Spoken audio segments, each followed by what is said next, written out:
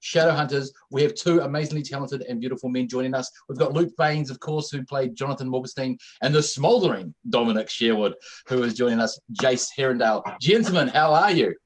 Fantastic. Trying my hardest not to accidentally fall into resting smolder face. And Luke, how are you doing, mate? It? Yes, do it again. You got to say something so the mic will shift to you, the camera. No, I just, Now so what? No one was seeing me smoldering. What about now? It's weird I wasn't the smoldering one on the show, isn't it? Yeah, well, I mean, you like that character out of Jumanji. Your special power is smouldering. So, gentlemen, I'm not sure how much you know, but New Zealand has been in lockdown for our 5th week now. The plan is to come out of level 4 and into level 3 next week, which is basically lockdown with takeaways. But how are you guys doing? Where are you guys locking down, and what have you been doing to keep yourself sane? We're both in LA, and the lockdown here is it was rolled out kind of like gradually. So it was, stay at home kind of, and then it was like, no, stay at home. And now it's like, don't go anywhere without a face mask. So, it's been an interesting couple of weeks, but honestly can't really complain, have a roof over my head and I'm healthy. So, still have some cold beer. What's important? The important things. Agreed. Yeah, no, it's the same with me. Just adhering to as much social distance, and I think what people don't realize is you're not necessarily, the concept of wearing a mask isn't. And I actually had to explain this to someone in a supermarket the other day, who was wearing a mask but around her mouth, not around her nose. And I had to explain to her that you understand that the mask isn't protecting you. It's stopping any potential virus that you have from exuberating into, I don't know if that's a word, but I'm using it, from going into the world, because, if the virus is out there, you could get it into your eyes as easily as you could get it into your nose or your mouth. So the mask is what's so important, because you're stopping the flow of it getting out there. So yeah, it's an important time for LA and indeed for the world that we all adhere to the rules that are being put before us. We'll look after each other, keep each other safe. 100%. I also love that Dom is handing out medical advice in supermarkets. 1, I appreciate that. 2, I also love that the last time I saw Dom, I bumped into him at the supermarket. That's right.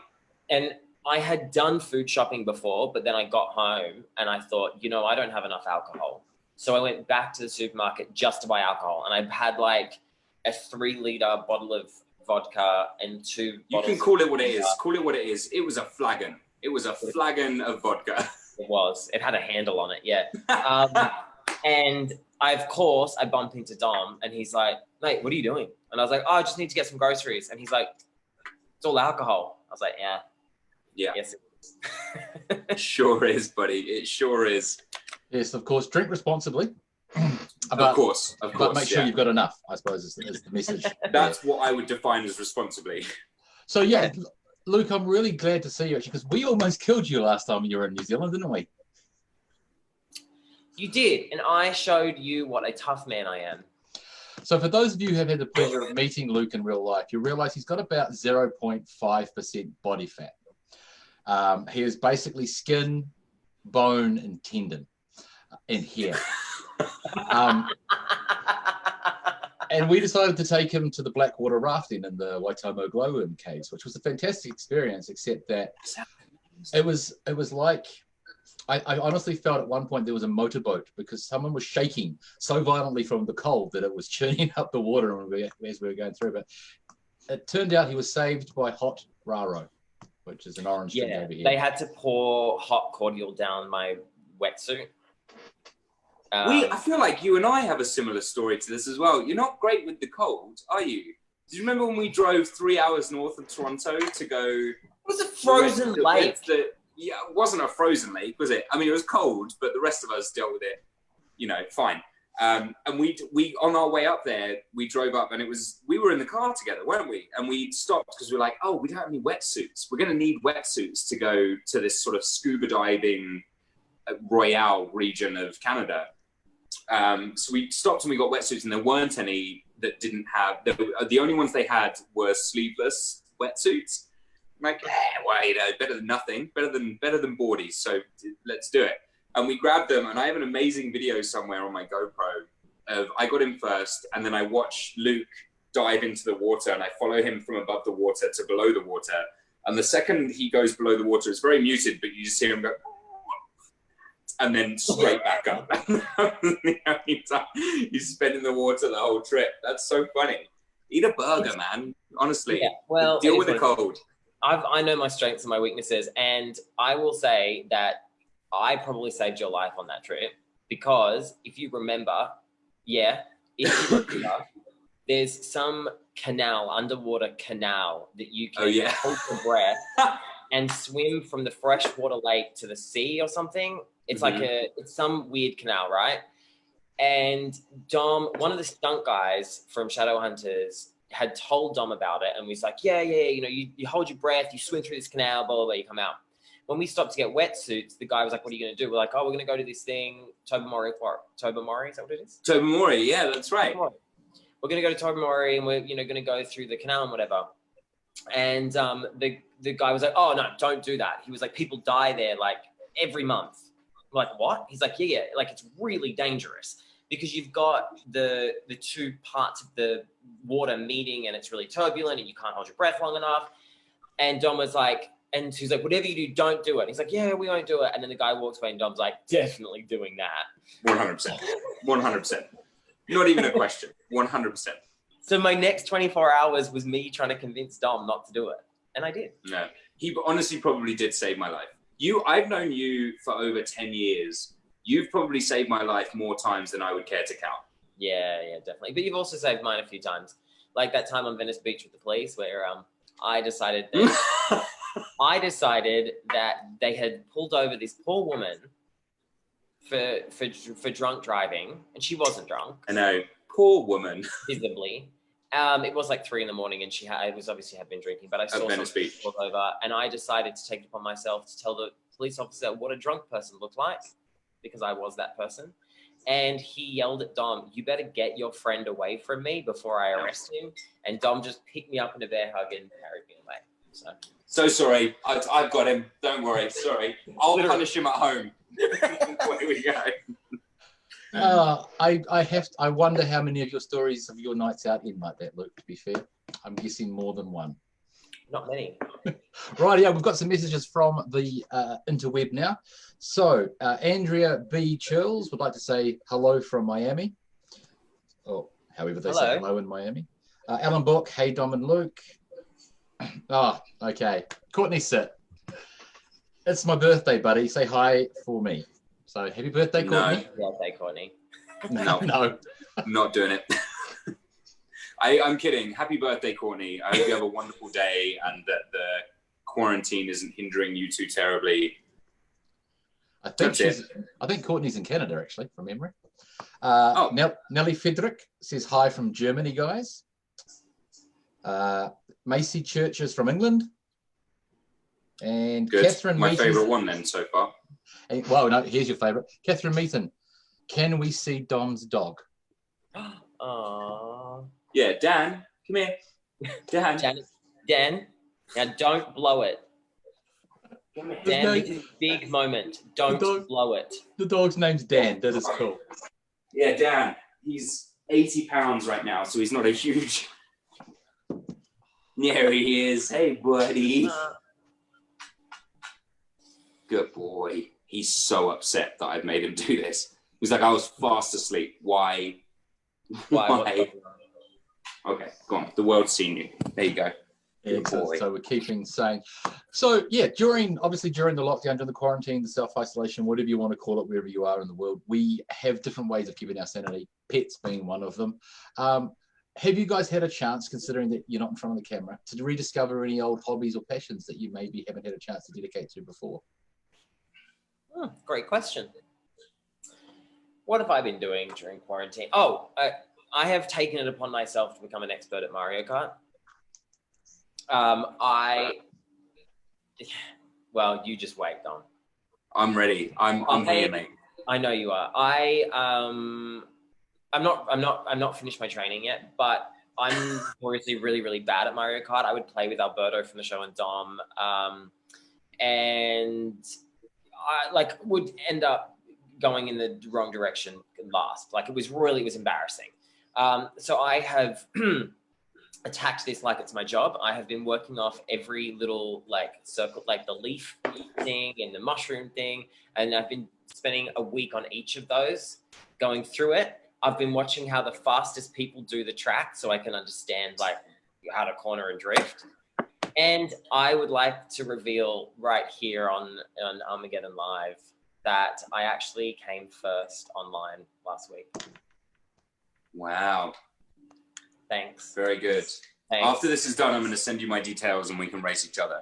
Oh no, please. I'm so good at it. Yeah. I'm actually not. I'm hit or miss, but I'm getting better.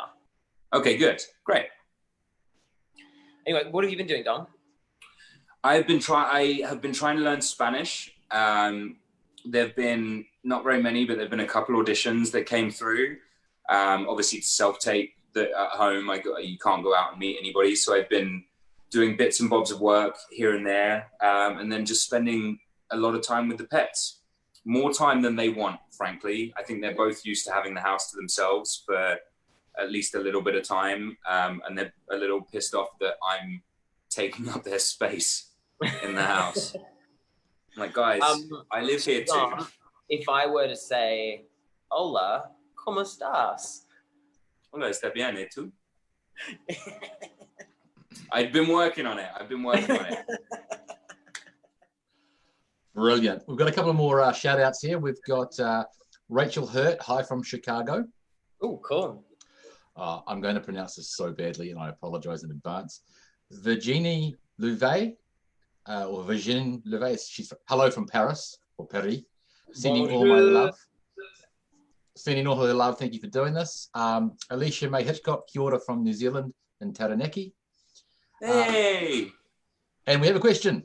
Because you have a connection, don't you, Dom? Your family used to live up near Auckland for a while, didn't they? They did, yeah. My brother got his PhD working with the Chiefs in New Zealand. So he was there for like a year and a half. Mm-hmm. And then my mother's side of the family lived in Auckland for a second as well, for almost a year. So your brother probably would have been situated in Hamilton. That's the home of the Chiefs. Yes, correct. Team. Yes. Yeah. Oh, we shouldn't mention rugby because Luke's Australian. So we have a question here from Maria Blanco. She loves watching Dom and Luke interacting. Do you guys miss working with each other? Nah. Not really. No. Mm-mm. No. That was so well timed. There was no miss. It was like perfect. You know what I have a bone to pick, which is that everyone always asks me on panels, Dom Sherwood, about why, what did Dom do to prank you on set, and you never did anything. So I know it calmed down when you joined, and I don't know why. Sorry.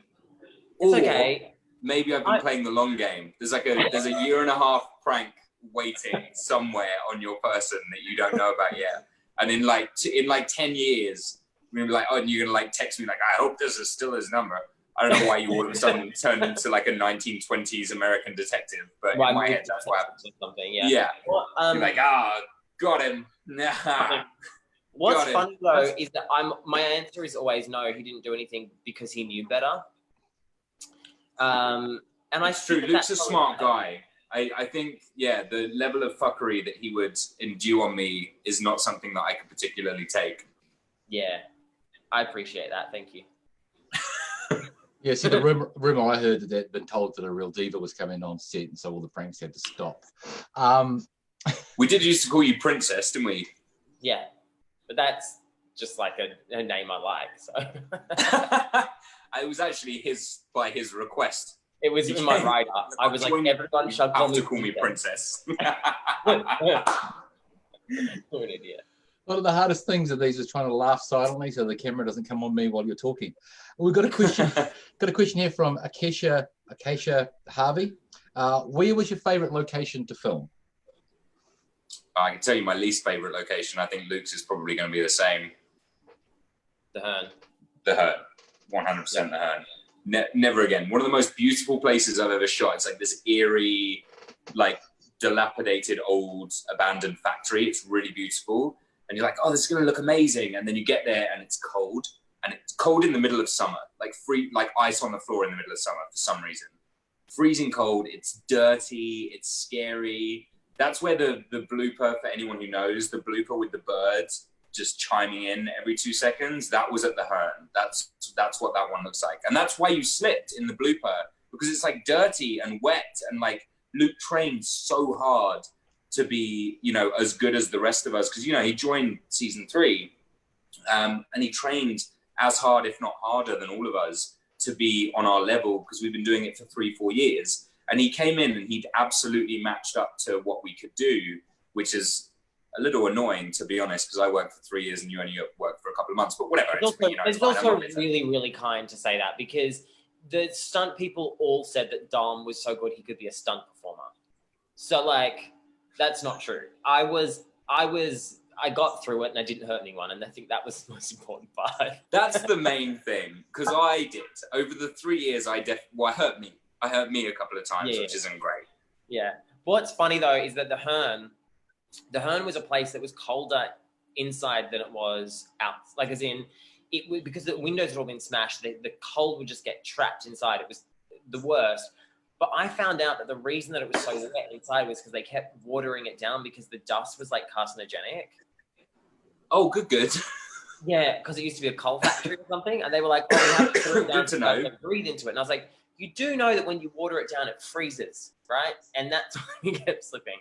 To answer your question, my favorite place was Paris, when we were shooting the Alicante scene. Yeah. I was like cutting a rift into it. You know, by that fountain, the fountain where you wanted to jump into at 4 o'clock in the morning, and I said no. Yep.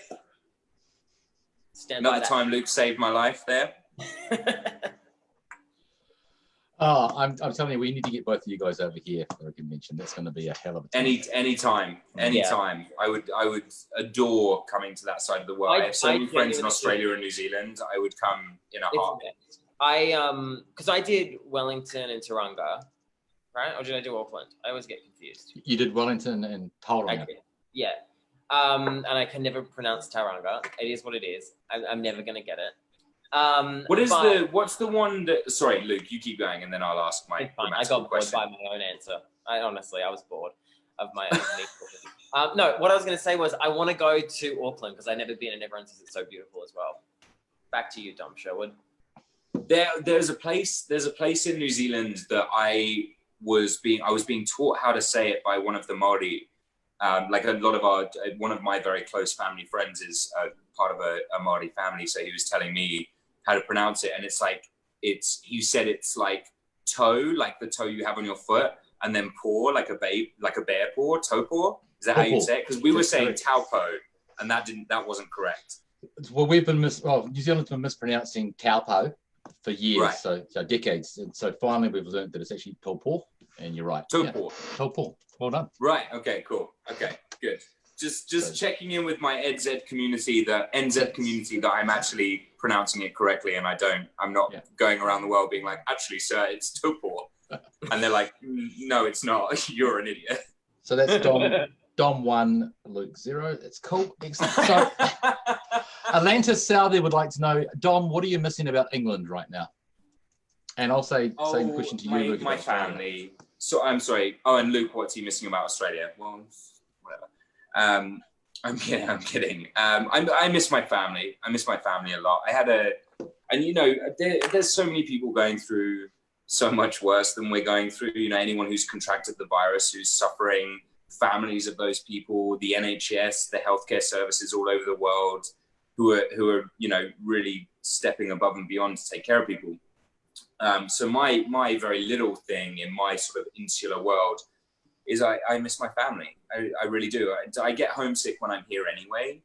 And I don't know, I feel like sort of being told that there's no way you can get home is very constricting emotionally, that, even I try and get home sort of at least twice a year, for a couple of months, twice a year, or a month, twice a year.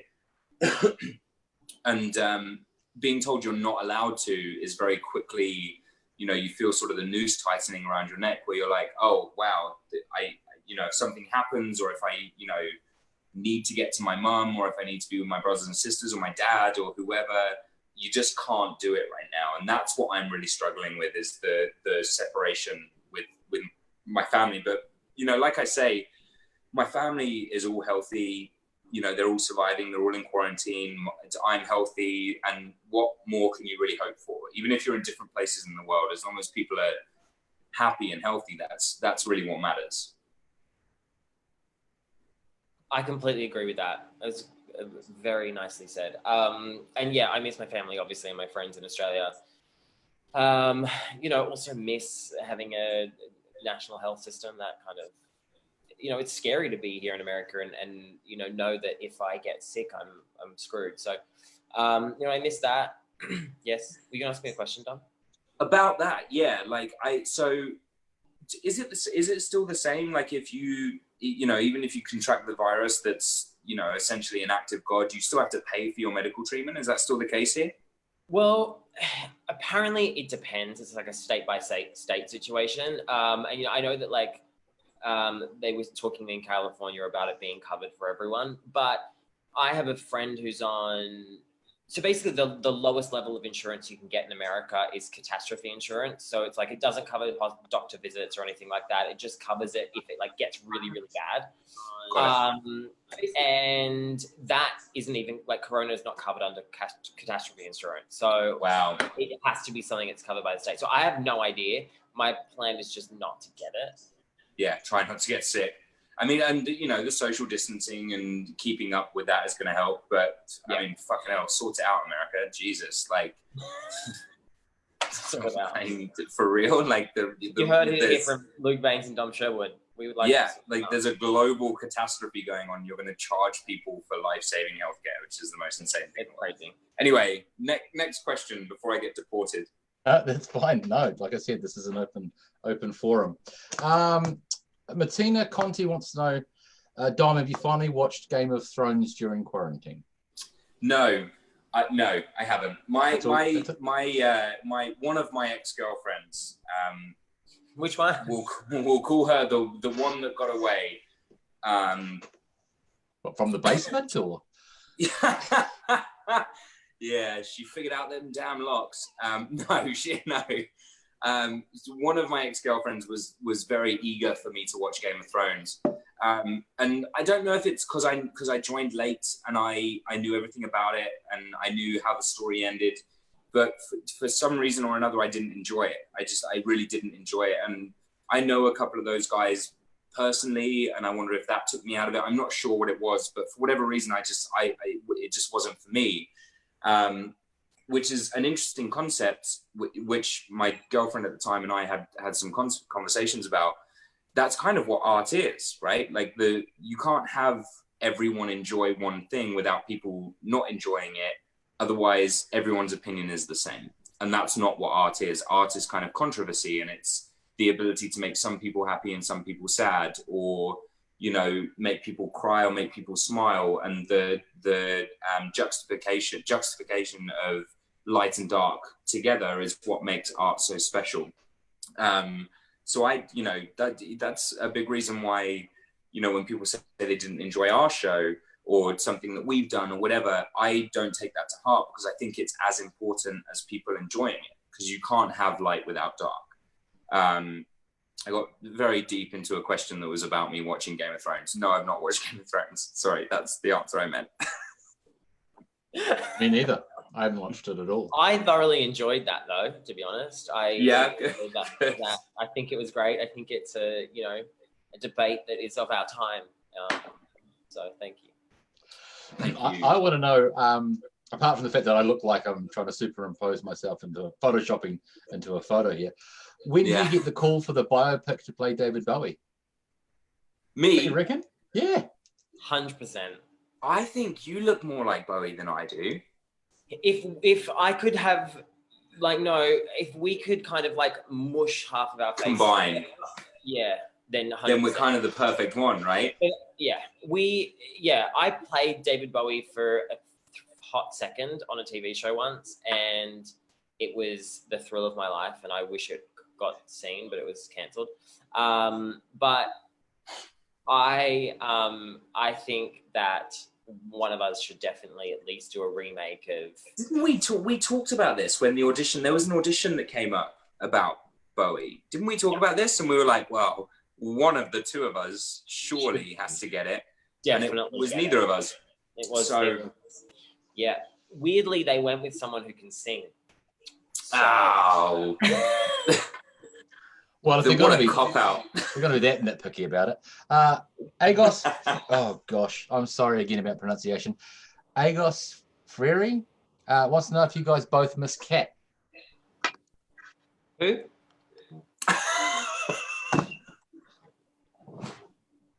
I'm kidding. I'm kidding. No. She was the PA on season 3, right? Yeah, but she directed season 2, episode 7. Yeah, that Kat. She's good. She was good. No, she was a good. It was a good episode. Kat, I actually, to be fair, I can't miss Kat that much because I saw her yesterday or the day before. When did she come drop off some wine? You saw her Me too. Wait, was it this bottle of wine? It was that bottle of wine. It already. That's hysterical. Yeah. That's very sweet of her to be spreading joy to, especially us alcoholics that know, she knows we need red wine. It's weird she brought us wine. No, she. It's funny because she texted me and she was like, "Hey, are you at home?" I was like, "Yeah." She was like, "Come out the front," and I was like, "She baked me cookies because that's Kat's go-to move is to bake cookies." I love cookies. And I was slightly disappointed when it was wine. I'm going to be honest with you. And I made that known, and she said that she was going to get in the kitchen and make me some cookies. Neat. Tell her to make me some. Yeah. I was really excited to drink this bottle of wine.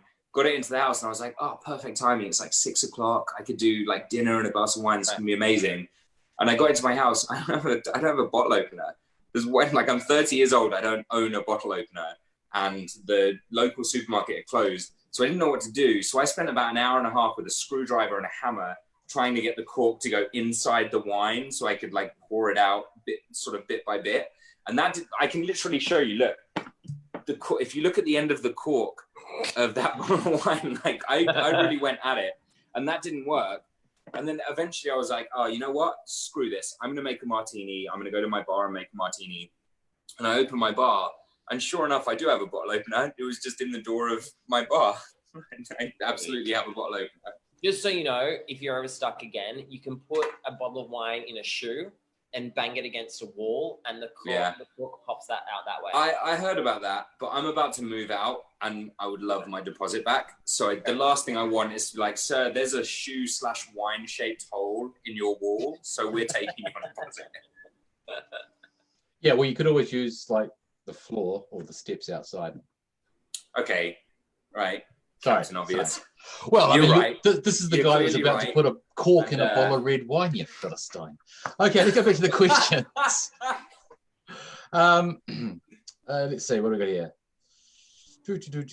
Oh, here we go. Autumn Dawn would like to know, what's your favourite genre of music? Favourite band, artist, favourite song? How about I tell you what Dom's favourite music is and he tells you what mine is? Okay. Dom's favorite music is, I mean, he's a very complex human being, so it does range. He definitely has a penchant for musical theatre songs. But pretty much only three musical theatre songs on rotation, which is the one from Mulan, How Do I Make a Man Out of You, Waving Through a Window, and I want to say like something from The Little Mermaid. No, Lion King. No, what is it? I have often dreamed of a far-off place. That one. And I don't know where it's from, but he always plays it. Hercules. But if he's not listening to that, he likes some like acoustic indie music, a bit of a Alex Kinsey vibe. Yeah. And then he also loves like a good like proper metal, not metal, but like a proper like rock dance around being an idiot. Yeah, spot on.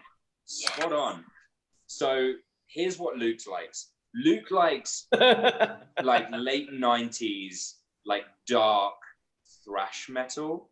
Like when you have to inhale more than you exhale to sing, anything that sort of sounds sort of like that, or Dan did not like that noise at all. I'm kidding. It's okay, buddy. It's okay. Sit. Good boy. Luke, what does Luke like? So Luke, you're in that musical theatre world as well. You love a bit of waving through the window too. I do. But if I had to go with it, I'd say like more in the sort of Beyonce vibe. Like that would be your, like if you had a playlist, yeah, like 50% of it would be something Beyonce or Gaga. Really? No, is that wrong? I mean, I don't really like Beyonce or Gaga. But on a bus trip in New Zealand, we listened to Katy Perry on repeat over and over and over again. Didn't we? You did listen to Katy Perry on repeat. That's because my friend wrote that song and I was just trying to get her some royalty. No, but you were right when you said late 90s. My playlist is like anything from the late 90s, like, but mostly pop. It's like trash. Yeah, like NSYNC and like, yeah, NSYNC. You're right. That's the crap I always play. But no, I mean, actually, I think Beyonce is obviously a god, or I think at some point in our lifetimes we'll find out that she is a god. And she's amazing, but she's not like my go-to for a jam. That's all I have to say about that. If you don't let go of it, I can't throw it.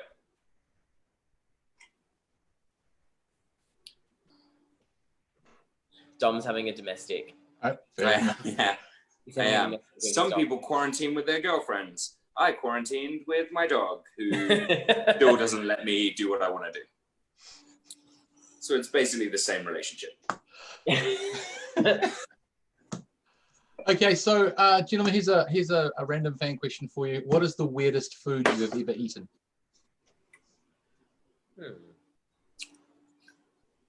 I ate crickets when I was in Kenya. I ate crickets, like curried, not curried, spiced crickets. I ate spiced crickets. That was a bit weird. I didn't thoroughly enjoy it, but it was something that the guys I was working with said I should do. Turns out it's not really a custom there. They were just kind of messing with me, and that's, you know what? That's okay. I'm all right with it. I'm all right with it. We were best friends after that. I guess probably like prawn heads. You know, you have to like deep fried prawn heads or whatever it's called. Not fun. Escargot as well, I guess. Snails. I was going to say, you've eaten snails, and that's weirder than prawn heads. I mean, I don't like actively order snails. I've had it a couple of times, and to be fair, the like garlic butter sauce that comes with it is like amazing. That's pretty much my story about eating weird things. I was going to say prawn heads isn't weird. Prawn heads is a delicacy. Prawn heads. Jessica Martin would like to know, what was the last tattoo each of you got? Tattoo? I feel like it's sort of the same for both of us, isn't it? Yeah, it's that one. Yeah, we had our stunt coordinator from Shadowhunters passed away, and so he was our trainer and part of the stunt team, and so we got tattoos to remember him. I got first and last because he always told me to take the first punch and the last punch, and then get out of there, which I liked. And Tom got one as well. Yeah, I got a very similar one. Yeah, that was our tattoos. But text me after this, because I have a story about that. I did get my favorite tattoo ever, which is this one. Is that a dot? Was that in prison? It was in prison. It is a dot. Luke wouldn't have made it out of prison. Look at him. He wouldn't have made it out of prison. It's true. It's a friend's joke. Phoebe goes to get a tattoo and she freaks out. You remember this? Yeah, and it's the Earth from a very long way away. Yeah, from a great, great distance as how her grandma sees her. And I thought that was really funny. That's cool. It's That's cool. it is. Agreed. My stupid dot. That's a freckle. Rachel, yes, did you just say that? Okay, Atlanta Sally says, Luke, I just want to say that your Twitter is such a mood. My Twitter is such a mood. Mm. Is that because I was yelling at Postmates yesterday? Not sure, but do tell. Honestly, Damien, like, I'm done. I'm done with them. We're breaking up. I've said this before, though. I have. But you buy things and then they charge you like twice the price, and you email them, you're like, yo, hey, no worries, but hey, can you figure this out? And they're like, no, actually, we can't. They don't do it. So I took to Twitter yesterday and I tweeted their CEO, and I was really angry. I was livid. And so I tweeted the CEO and I said, hey, mister, it's not cool to treat people like this. This is fraud. Get sorted out. And they haven't. But I know one thing about myself, and it's when I focus my mind on something that I will usually get a good outcome. So watch this space. This might be a legal battle that's going to go on for the next 12 years, but I am going to get my $6 back for that McDonald's egg McMuffin that I bought, just because it's not right. So there you go. Two things that he will definitely achieve at the end of quarantine. He said it here. One is he'll beat Dom at Mario Kart. The second one is he will get a refund on his delivery fee. We have a tradition that I want to do. We normally ask this on the panels at Armageddon conventions, so we're going to keep it alive during the virtual one. If you could have a mundane superpower, what would it be? Wait, Dom. Yes. Yeah. I'm sorry. That's all right. Premature enunciation. When I say mundane, it can't be like super strength, flight. It can't be super speed. An example, my mundane superpower is the ability to find a vacant car park in the front of wherever I'm going. One of the best we've had on the virtual panel so far, the ability to take a type of cheese and then change it to a different type of cheese. So if you're having a cheese toasty or a grilled cheese, as they call it in America, start with Gouda, end with Edam. It's fantastic. So, yeah. So in theory, if you can take a type of food and turn it into a different type of food, I could take maybe a type of drink and turn that into another type of drink. Yes. Yeah, water to wine. Oh, so you want to wine? Yeah, you want to be Jesus. Water to wine. And yeah, that's what I think. I mean, the last time I answered this, I think I just said, what did I say? I thought it was good at the time. Do you want to guess what Kat's was? I don't know. She could do 20 more minutes on her spin bike. I will give you 3 options. One is, okay, I've got this. One is going to be she can walk really, really fast. Okay. One is that she can be anywhere she wants to by looking at a picture of it. And the other is to be able to clean just by looking at it. The clean thing. Yeah. Well, he was like, I want to be able to look at my apartment and it be organized and clean. Yeah, the clean thing for sure. There was a reason we never saw that apartment, because I feel like she always thought it was dirty, even though it was spotless. So, like, we hung out at my apartment because she always thought it was dirty. We hung out at your apartment because it was like a 14-year-old lived there. There was like games there was like a foosball table. There were games on the walls. You got an adult. You've grown up. You've got a grown-up apartment now, but I mean, you still have. You seen the play? Yeah, have you seen the playroom? There's like a sword and Nerf guns and a pool table. It's the same. My mundane superpower would be knowing the meaning of every word that ever existed. That's called a dictionary. Yeah, well, I don't own one / don't like reading. Do you have a phone? Do you have a phone that has Siri on it? Yeah, but my Siri hates me. She started... No, seriously, I actually think... I Googled this the other day. She is starting to get really rude with me. Now, instead of saying... Usually I would say, hey, I'm not going to do it because she'll start mouthing off in front of everyone. But she goes, uh-huh. That's what she says to me now. Uh-huh. She doesn't even say, how can I help? Or what do you need? She goes, uh-huh. Yeah. It's a bit like pets, and they say Siri becomes like its owner. Is that true? She's just being sassy back to me because I'm sassy to her. It's so weird.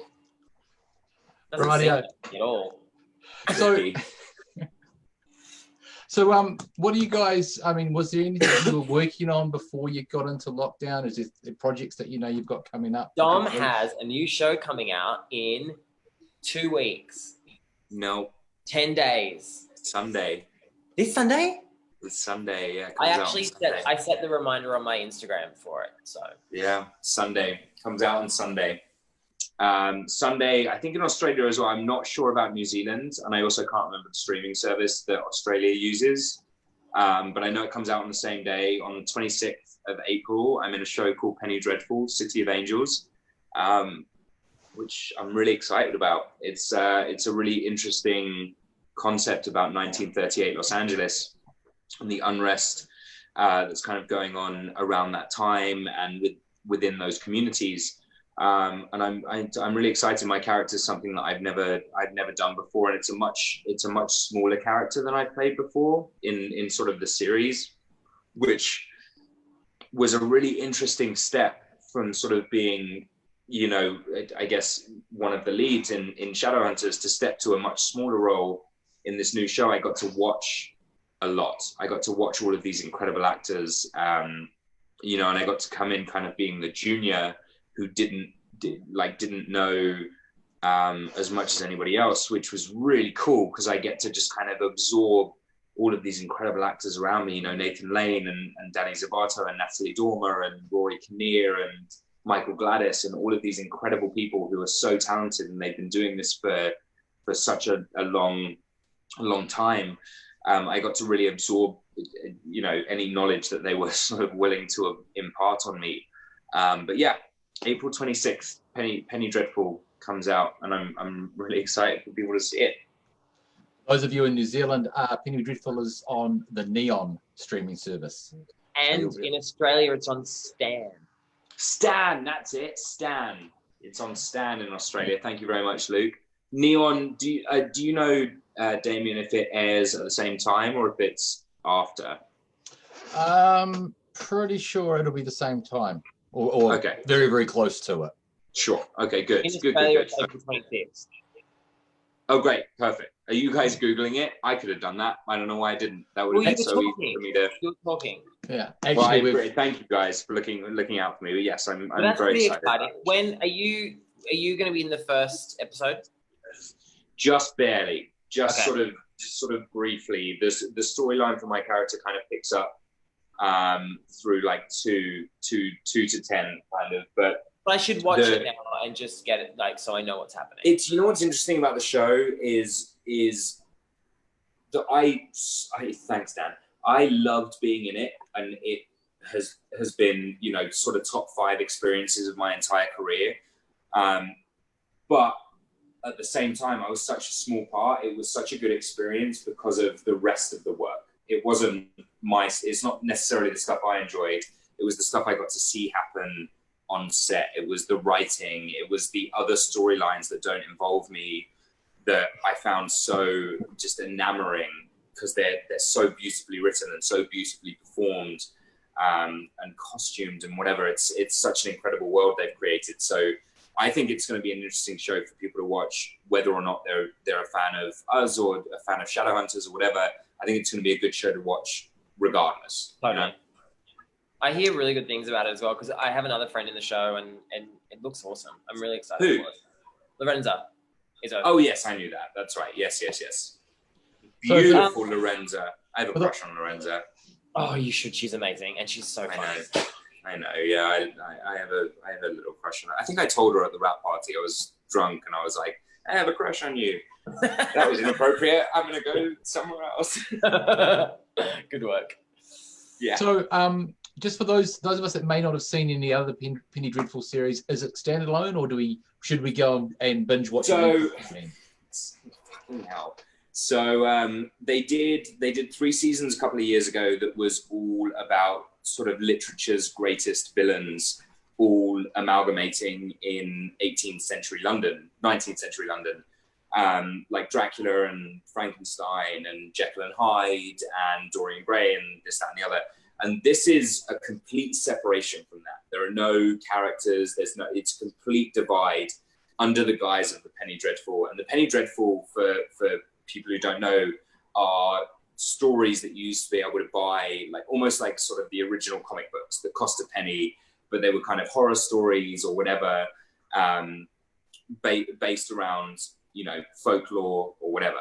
So that's kind of the guise of the Penny Dreadful. It's kind of the umbrella that this story lives in, and the supernatural comes into our story through Santa Muerte, who's the angel, the Mexican angel of Holy Death.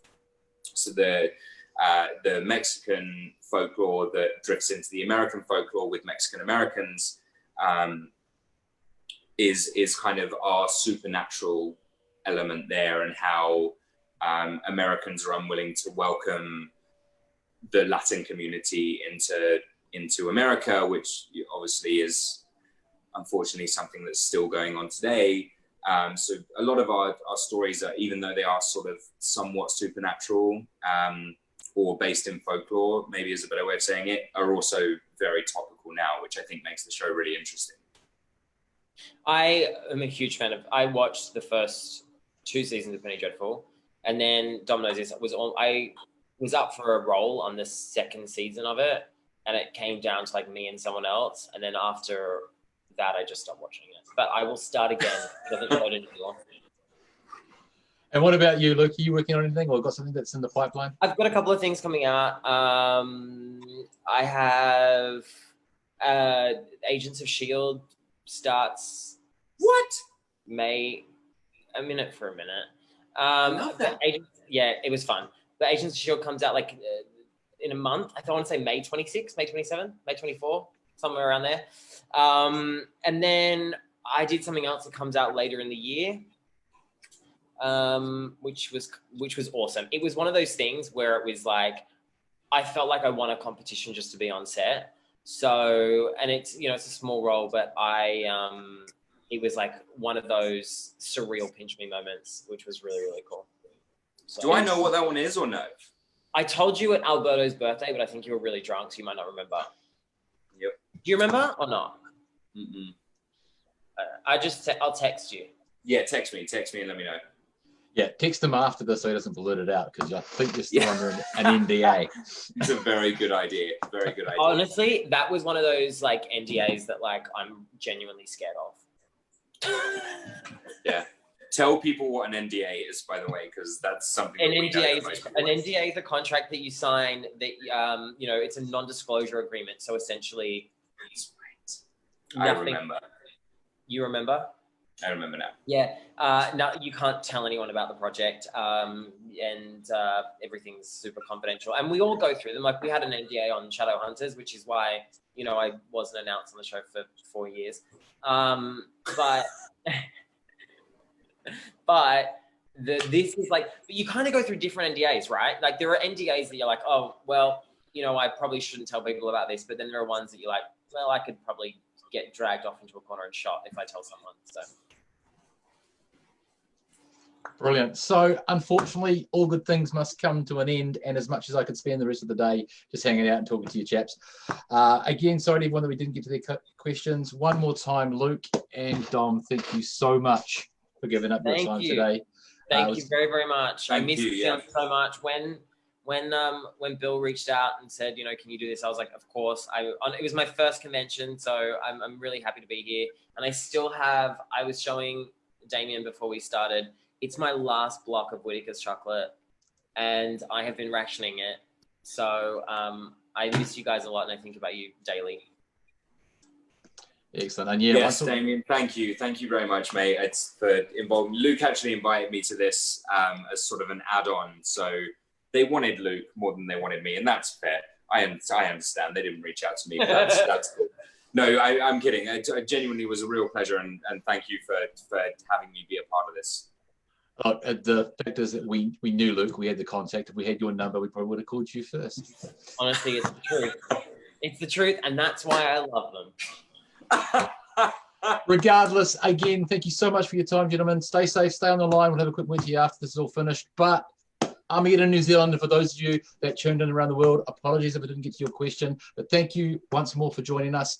Stay tuned on the Facebook page for Armageddon Expo. They'll be announcing more panels for next week. Until then, be safe, be kind, stay home. See ya.